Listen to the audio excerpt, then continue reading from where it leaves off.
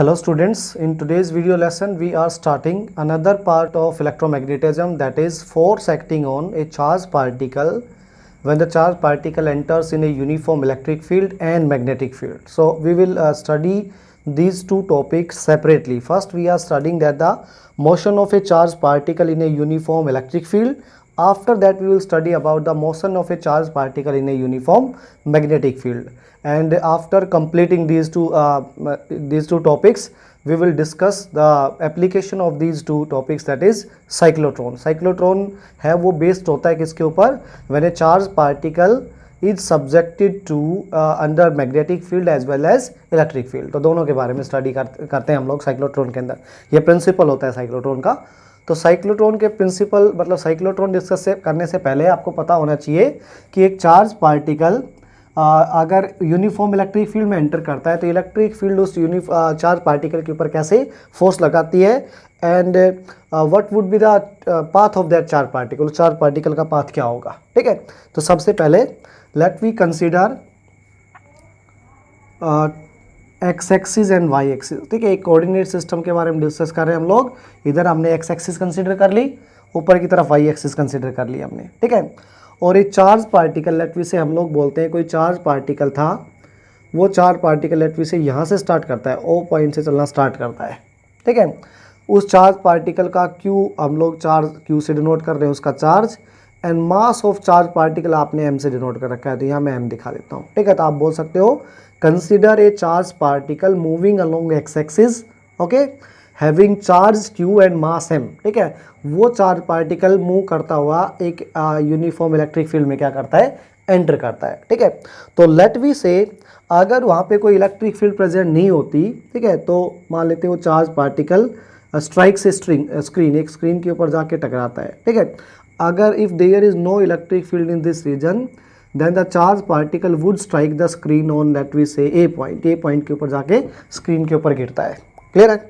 क्यों? क्योंकि सिंपल पहले अगर चार्ज पार्टिकल एक्स एक्सिस के लॉन्ग मूव कर रहा था तो charge particle experience no force in this region due to the absence of any field. ठीक है, कोई भी फील्ड इसमें प्रेजेंट नहीं है तो चार्ज पार्टिकल के ऊपर कोई फोर्स एक्सपीरियंस नहीं होगा, तो charge particle straight line motion में ट्रेवल करता हुआ ए पॉइंट के ऊपर स्ट्राइक करेगा. ठीक है, उसके बाद क्या किया आपने, क्या कर दिया इस रीजन को लेट वी से इन रीजन एक्स. ठीक है, एक्स डिस्टेंस तक मतलब ओरिजिन से आप इसको इस पॉइंट को बोल दो, मान लेते हैं पी पॉइंट से पार्टिकल चलना स्टार्ट करता है और ये था आपके पास ओरिजिन. ठीक है, तो ओरिजिन से इस डिस्टेंस तक आपने जहाँ पे स्क्रीन रखी हुई, इसको स्क्रीन बोलते हैं हम लोग, जहाँ चार्ज पार्टिकल स्ट्राइक करता है, ओरिजिन से स्क्रीन तक की डिस्टेंस एक्स है.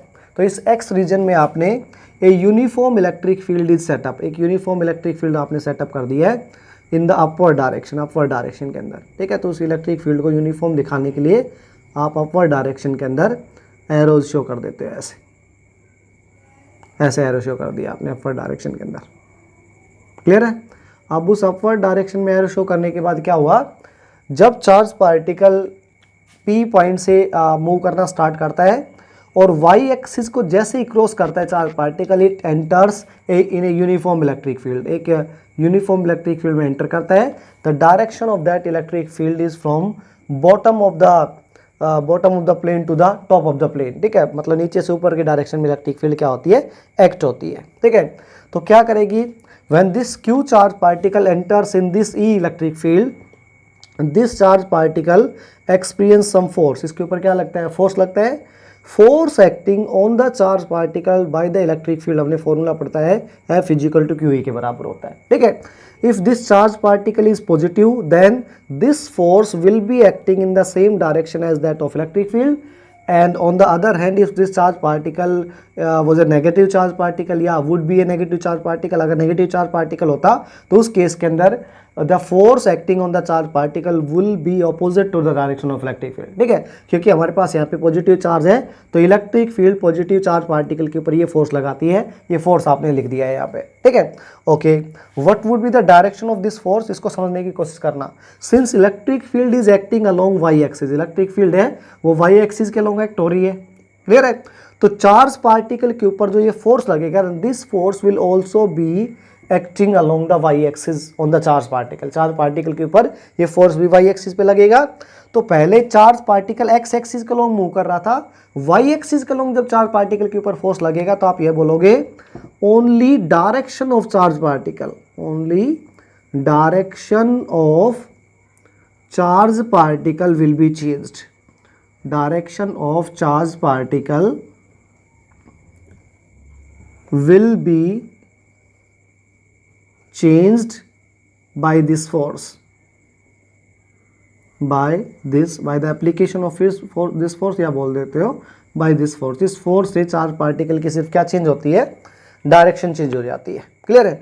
अब हुआ क्या, जब चार्ज पार्टिकल की डायरेक्शन चेंज हुई, ठीक है, तो चार्ज पार्टिकल की क्या रही, keeping its speed same, keeping speed of charge particle same, speed of charge particle same, charge particle same, charge particle की स्पीड क्या रहेगी, सेम रहेगी। क्लियर है। अगर ये चार्ज पार्टिकल लेट वी से v स्पीड से इस यूनिफॉर्म इलेक्ट्रिक फील्ड में एंटर करता है तो इसकी स्पीड v रहेगी अलोंग एक्स एक्सिस, बस इसका पाथ चेंज हो जाएगा। पाथ का मतलब इसके डायरेक्शन ऑफ मोशन क्या हो जाएगा, चेंज हो जाएगा। क्लियर है। ओके, अब हम पढ़ रहे हैं कि लेट चार्ज पार्टिकल कितना टाइम लेगा, तो नेक्स्ट मैं बोल रहा हूँ time taken by the charge particle, to time taken by the charge particle, charge particle to cover this distance, cover distance लिख देता हूँ, to cover distance X, distance X, X distance को कवर करने में चार्ज पार्टिकल कितना time लेगा, तो simple time taken by the charge particle को मैं टी लिख रहा हूँ। टाइम का फॉर्मूला होता है distance covered by the charge particle divided by speed of charge particle. Clear है। तो इस हिसाब से ये हो जाएगा, पार्टिकल को इस एक्स कोऑर्डिनेट को या एक्स डिस्टेंस को कवर करने में, ठीक है, तो एक्स आपके पास डिस्टेंस हो गई, वी वेलोसिटी से चार्ज पार्टिकल यहाँ पे एंटर करता है, तो कितना टाइम लगेगा, T is equal to X by V, इतना टाइम लगेगा। इसको इक्वेशन नंबर 1 दे देता हूँ मैं। क्लियर है। अब होगा क्या, जब चार्ज पार्टिकल इलेक्ट्रिक फील्ड में एंटर किया है तो धीरे धीरे चार्ज पार्टिकल का पाथ है ना वो चेंज हो जाएगा। Now the particle will not go through this dotted path, charge particle धीरे धीरे अपवर्ड डायरेक्शन में बेंड करने लग जाएगा ऐसे, ठीक है।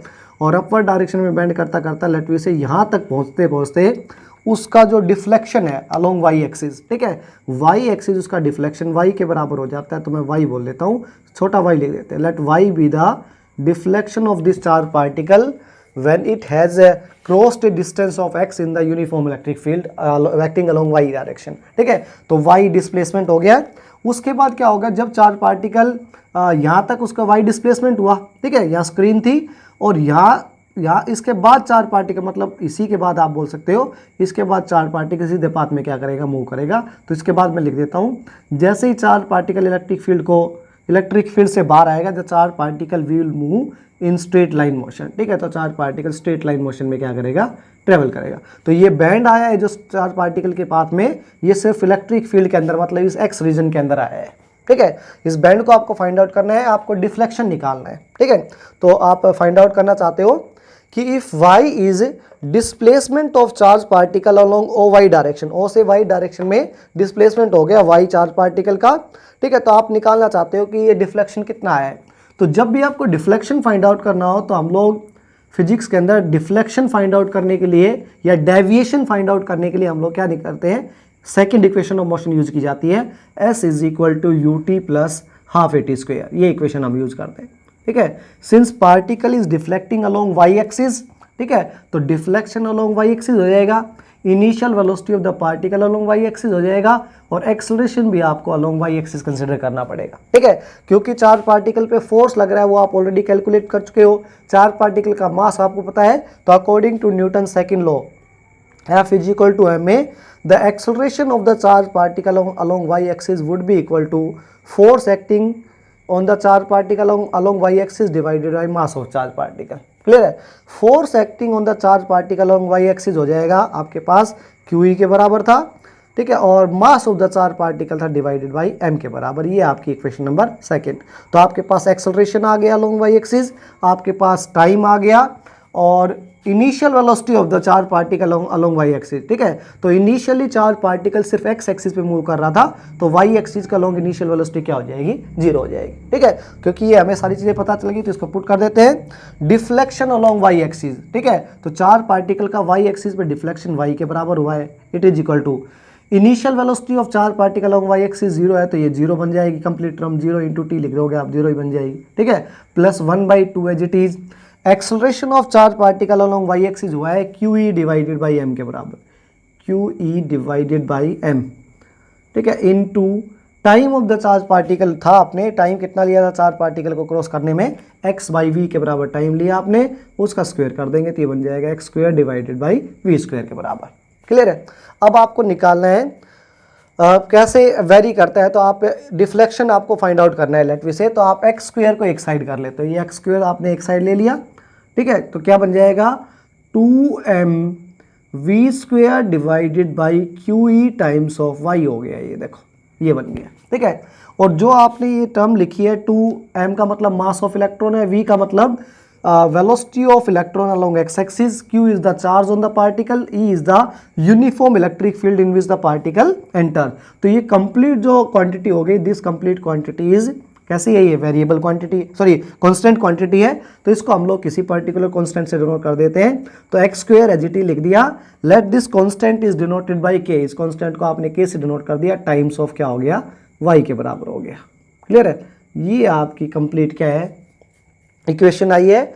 This equation is called equation of trajectory of charge particle in a uniform electric field in the direction perpendicular to the direction of charge particle, ठीक है। क्योंकि चार्ज पार्टिकल एक्स एक्सिस पे ट्रेवल करता हुआ एक वाई एक्सिस पे act होती हुई इलेक्ट्रिक फील्ड में एंटर किया है, तो चार्ज पार्टिकल की इक्वेशन ऑफ ट्रेजेक्ट्री ये आ गई, ठीक है।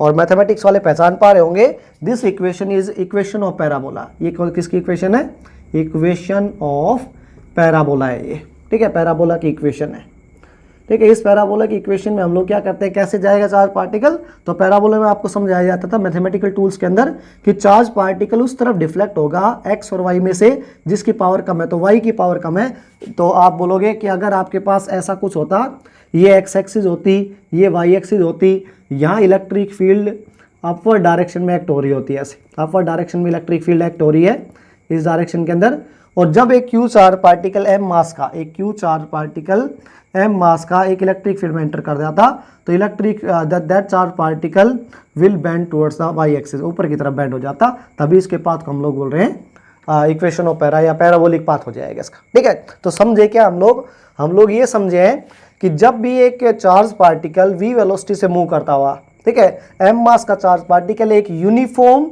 परपेंडिकुलर इलेक्ट्रिक फील्ड में एंटर करता है, speed of the charge particle does not change, particle की चार्ज पार्टिकल की स्पीड क्या नहीं होती, चेंज नहीं होती, only direction of particle gets change, and direction और आप बोलोगे trajectory of the charge particle becomes trajectory of parabola या पैराबोलिक ट्रेजेक्ट्री हो जाती है उसकी, ठीक है।